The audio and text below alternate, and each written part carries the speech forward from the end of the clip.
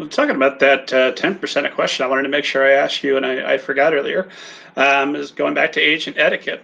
Obviously, if somebody is listening to this and they already have an agent, they want to get rid of that agent, they want to sign up with John Cusick. So, what is the best way to break up with an agent, and what is the best way to approach a new agent after you've been represented?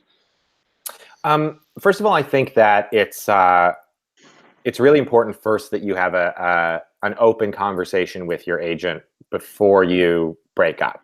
Because like I said, I think sometimes there are things that appear to be conflicts, or sometimes we can interpret certain behaviors or a lack of communication as meaning one thing when really it's about something else. So I think it's always a really good idea to be very candid and upfront with your agent. Say like, first of all, hey, can we get on the phone? Right? That's usually a phone call. And sort of say like, listen, these are my concerns. I feel like, you're not really enthusiastic about this book that I'm enthusiastic about, or I worry because, you said you were going to send this out and, I never heard back about that. Like whatever your problems are, and those are all plenty legitimate. But give your agent a chance to have a conversation with you about it, because I think that there is a chance of misinterpreting things to the point where it's like you fire the first shot and you fire your agent, and you really didn't need to. Like it was a conflict that could be resolved, and now you're agentless, right? But let's say you know it's time to part ways. The first thing I think you need to do is look at your representation agreement with your agent and make sure you understand what happens when you fire your agent. So some agency agreements might have a 30-day grace period where you're not allowed to sign with anybody else. Different agencies have different policies about what happens to the books they represented, or unsold subrights or stuff like that. So it's really important that you know your contract, first of all, and what to expect. Beyond that, I think that it's really just a question of, I think an email is fine. I know that it's, maybe a little bit impersonal, but, this is a hard conversation to have. If again, like you've had the come to Jesus talk, you've talked through the problems, now you're going to fire your agent. I think you send an email, and no matter how much animosity there might or might not be there, you do it in a professional way. I think if as a writer, you are always taking the high road, you can never go wrong. You know what I mean? So, you part ways in a professional way. You say, thank you so much for all you've done for me. I really feel like at this point in my career, it's time for us to part ways. Should you then help out the agent by pointing out all the issues she had with him and, hey, for the future, fix these behaviors? Or is that just a terrible idea? I mean, doesn't sound like a great idea to me. I think if you've had that conversation with the agent already, and there's nothing wrong with saying in your email, I feel like we're, as we discussed, we don't really have the same vision for this book, or, I understand why you only chose to send out my book to 3 people, but that's really not the kind of enthusiasm I was looking for. And, for those reasons, I feel like it's probably best if we part ways. Like, again, you're sort of phrasing it in a polite way. But definitive, you know what I mean? Like you can fire your agent. Most agency agreements aren't termed. You can walk when you want to walk. So I think that it's important to be really firm. Like, and it's time for us now to part ways, and thank you for your, your efforts. And, if you need, some paperwork from me or whatnot, please let me know. Sincerely, so-and-so. But just be clear, polite, and definitive. Do your research with your agency agreement first, and then that's the best way to do it. Do not query other agents before you fire your agent. It will absolutely blow up in your face, because agents talk to each other. And, if an author of mine went out before firing me and queried other people, I would immediately get 5 emails from my colleagues saying like, hey, John, don't you represent so-and-so, or didn't you used to represent so-and-so? What's the deal? And now not only have you really burned a bridge with me, because that's like, come on, man. But those agents aren't going to work with you either, because they now know that you lie to your current agent, that you weren't upfront, you weren't clear, So that's a really, really bad idea. So you want to part ways with your agent before you officially query or go out looking for representation elsewhere. And then Is there a way to sort of, I guess, flirt with an agent a little bit and have a really strong idea that you're not going to be agentless once you? It's a pretty momentous thing, especially if you're an author that's waited, 2 or 3 years of query letters to finally get the agent that you have. Yeah, I think, for me personally, I am happy to talk to an author, who's not happy with their agent. If they come to me, I've had the thing happen a few times where a client of mine will say, hey, listen, my friend, Billy is not really happy with his agent. He's wondering if maybe he should part ways. I know he's a fan of yours. Would you consider talking to him? And almost in a more sort of like, in terms of giving advice, I'll talk to the author and sort of talk through what their issues are with their agent, what I think and whatnot. And if it's someone I would really like to work with, I won't mince words. I'll say, listen, if you do decide to leave your agent, I love your work. I would, of course, love to work with you if that's something that you're interested in.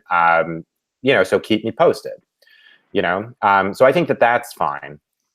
But I think that's a very sort of personal and off the record conversation in a way. And I think that is different and much more fair than, say, like just starting to query other agents, because then it becomes very public if you're sending out, emails to half a dozen or a dozen of your agent's peers. That makes sense. Yeah. And on the same lines, what are some indications that maybe your agent's just not that into you anymore? When can authors get that feeling that maybe if they don't break up with their agent might be about to break up with them? I hesitate to talk about things in terms of, is my agent into me or not? I'm much more interested in, is my agent representing me well, right? Because I think different agents show enthusiasm in different ways. And I think that if what an author needs is show like demonstrative enthusiasm at all times, that might not be synonymous with the agent doing their job well, right?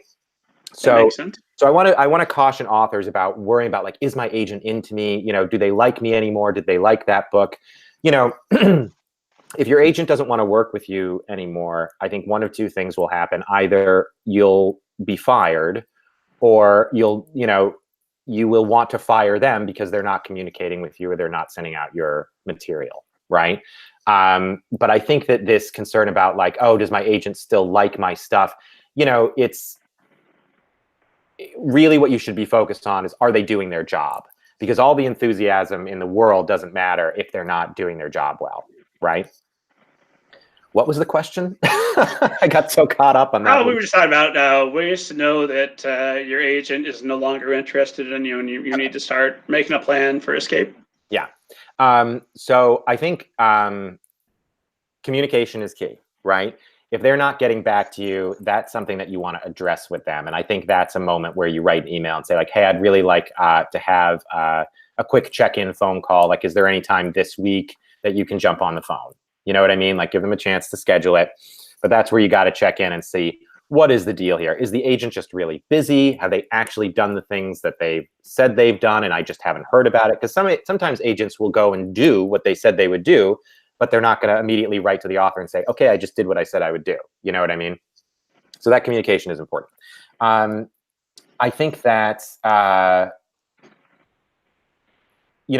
from not getting back to you quickly and not sending out material, I think, if your agent has submitted more than one project of yours and it hasn't sold, that's a sign that you guys aren't a great fit. So should we make that determination around book number 2, number 3, or does it depend on where you're at in that particular situation? I think it depends on the particular situation, but I think, my rule of thumb is, like, let's say I sign an author based on a particular book. Let's say that book doesn't sell. It's not the end of the world. I represent authors and their books, but, like, I will say to the writer, like, okay, what's next? That didn't work out. We talk about why, but now we move on to the next thing. If by the second book, or maybe even the third, we haven't gotten any interest, we haven't gotten close, it's a total wash, that's around the time that I, as an agent, will start to think to myself, I don't know if it's me or you, but something's not working, right? Like, we keep trying, something's not clicking. Maybe I don't have the right editorial vision for your work, or maybe you're not listening to me enough. That's happened too. So, I think that around that time, that tells me that something isn't working in this relationship. Maybe it's time for that author to have a different agent who has a fresher point of view, who has a different outlook on their career, maybe a different plan for how to bring it forward. So that's certainly, I think, a time to reassess whether or not it's time to get a new agent.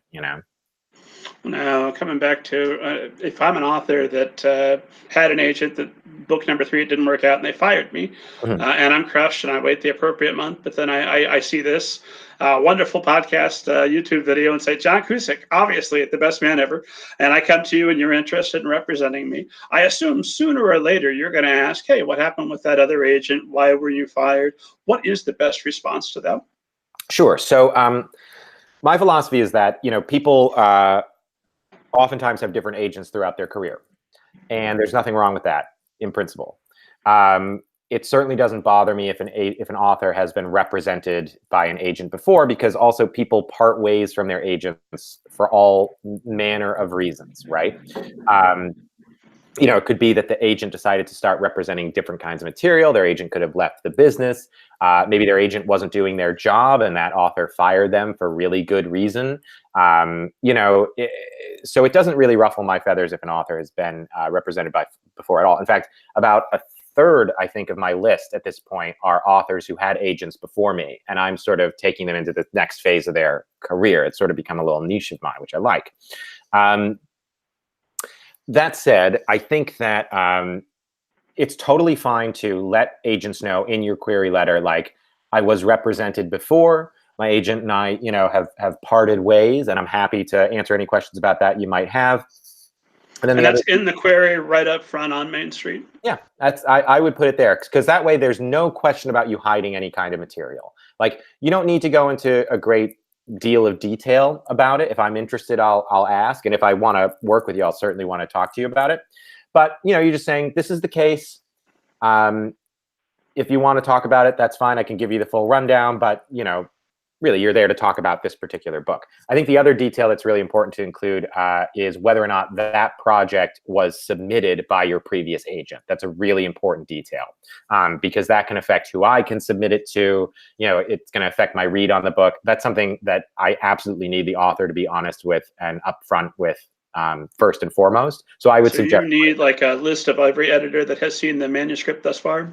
Not in the query letter, certainly not. But again, I would phrase it like the thing with I was with an agent before. I would say, this project has been seen by a handful of editors, but otherwise is fresh to the market. Or we did send this one out last year, but I have dramatically done a revision since then, and no one has seen the revised. Like, just giving me a quick photo, quick picture like that of the situation is helpful for me, because that gives me a sense of the history of this project. And if I want more details, knowing that the author is open to sharing them is really helpful. Well, that makes sense. Yeah. And the more information they can arm you with, the better job you can do when you go out there. Yeah, that seems pretty straightforward. Yeah, absolutely. And you don't need to go into all that detail right there in the query. That's something that you and I can talk about, down the line. Right. That'd be like a first date saying everything that went wrong with my previous relationships, but I'm really hoping about this one. Right. Exactly.